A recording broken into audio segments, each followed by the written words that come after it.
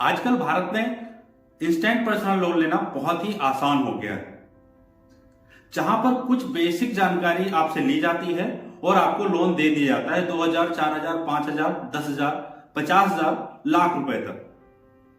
लेकिन इस तरह के लोन जो तुरंत आपको दिए जाते हैं, इसके बहुत ज्यादा नुकसान भी हैं, क्योंकि जब आप लोन लेते हैं तो ये आपसे कुछ ही जानकारी आपसे लेते हैं, जैसे कि आधार कार्ड और 10 कॉन्टैक्ट नंबर के रेफरेंस, और कुछ बेसिक जानकारी के आधार पे आपको लोन दे दिया जाता है। जैसे कि आपसे इंटरेस्ट रेट बहुत ज्यादा लिया जाता है। अभी हाल ही में मीटी यानी ministry of electronics and information technology, जो कि सरकारी संस्था है, चाइनीज बेस्ड लोन एप्स को बैन कर दिया है। यह एप्स इतनी खतरनाक हैं कि इनसे आपका जीवन भी जा सकता है। नमस्कार दोस्तों, मैं हूं आपका होस्ट एंड दोस्त देवव्रत सिंह और आप देख रहे हैं पवन तारा स्फेयर। वीडियो में आगे बढ़ने से पहले अभी तक अगर आपने चैनल को सब्सक्राइब नहीं किया है तो चैनल को सब्सक्राइब कर लीजिए, बेल आइकन को प्रेस कर दीजिए ताकि आने वाली वीडियो की जानकारी सबसे पहले आपको मिल सके। सबसे पहले जान लेते हैं कि यह मोबाइल एप्स काम कैसे करती हैं। इन सारी एप्स का ऐड आपको बहुत सारी सोशल मीडिया पे देखने को मिल जाएगा।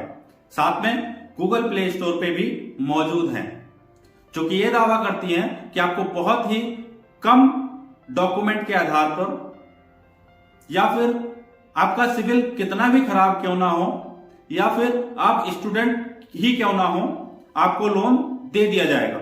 आप इस बात से ही अंदाजा लगा सकते हैं कि अगर कोई व्यक्ति कमा नहीं रहा है या स्टूडेंट है, उसके आधार पे अगर उसको लोन दे दिया जाता है सिर्फ और सिर्फ आधार कार्ड के बेस पे, तो इस तरह की एप्स कितनी खतरनाक इन फ्यूचर हो सकती है, क्योंकि वो रिजर्व बैंक ऑफ इंडिया या गवर्नमेंट ऑफ इंडिया का कोई भी रूल एंड रेगुलेशन फॉलो नहीं करती है।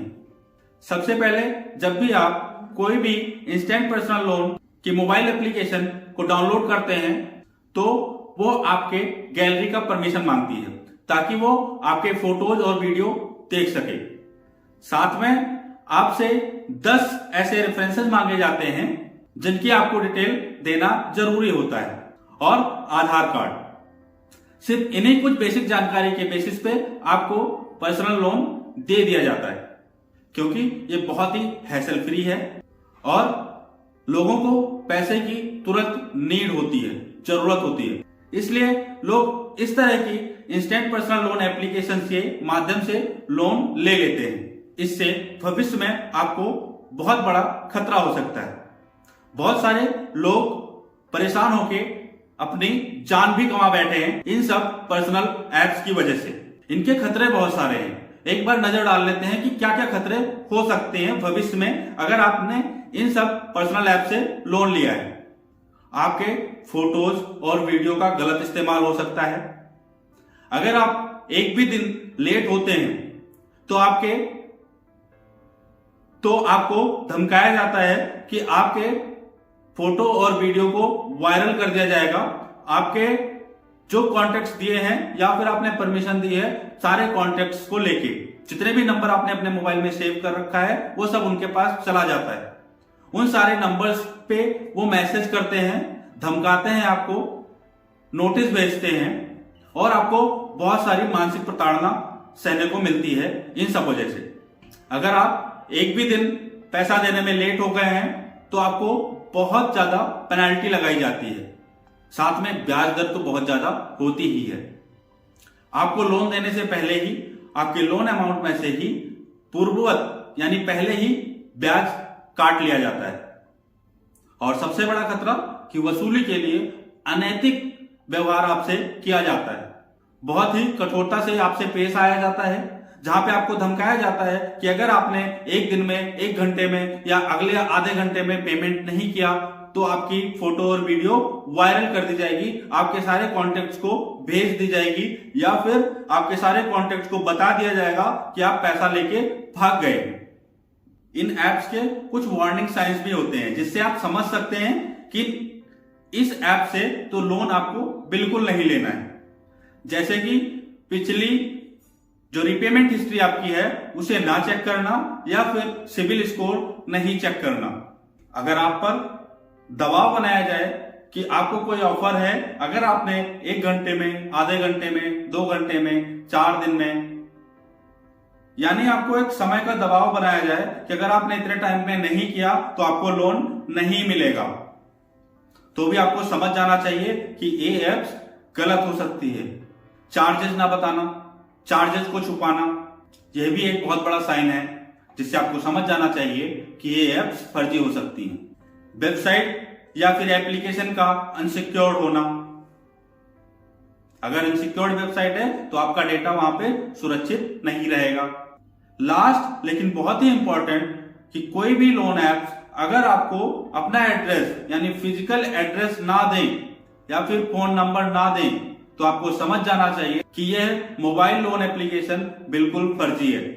अगर आपको अत्यधिक आवश्यकता है पैसों की तो आप अपने बैंक से कांटेक्ट कर सकते हैं या फिर आप कुछ मोबाइल ऐप से लोन ले भी सकते हैं, लेकिन उससे पहले कुछ जानकारी चेक करना बहुत ही जरूरी हो जाता है, जैसे कि ऋणदाता यानी लेंडर्स का एड्रेस चेक करना, मोबाइल नंबर या फिर फोन नंबर चेक करना, ईमेल आईडी चेक करना, ऑनलाइन रिव्यू देखना कि उस लेंडर्स को यानी उस ऋणदाता को लोगों ने क्या रेटिंग दी है और क्या उसके बारे में लिखा है।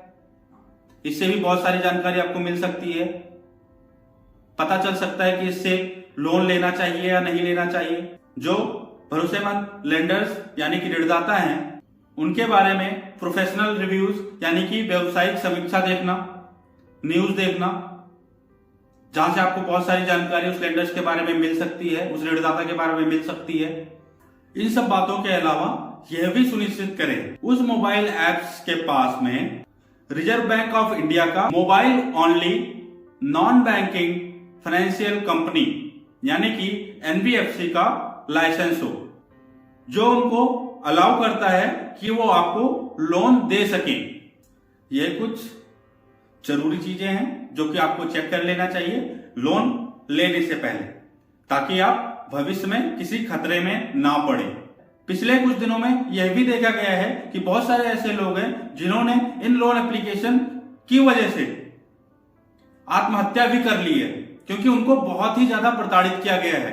अभी हाल ही में ministry of electronics and information technology यानी कि गवर्नमेंट ऑफ इंडिया ने कुछ मोबाइल एप्स जो कि बेटिंग करवाती थी, इस तरह की 138 ऐप्स, साथ में 94 यानी कि 94 इंस्टेंट पर्सनल लोन आपको प्रोवाइड करती थी, इन ऐप्स को बैन कर दिया है।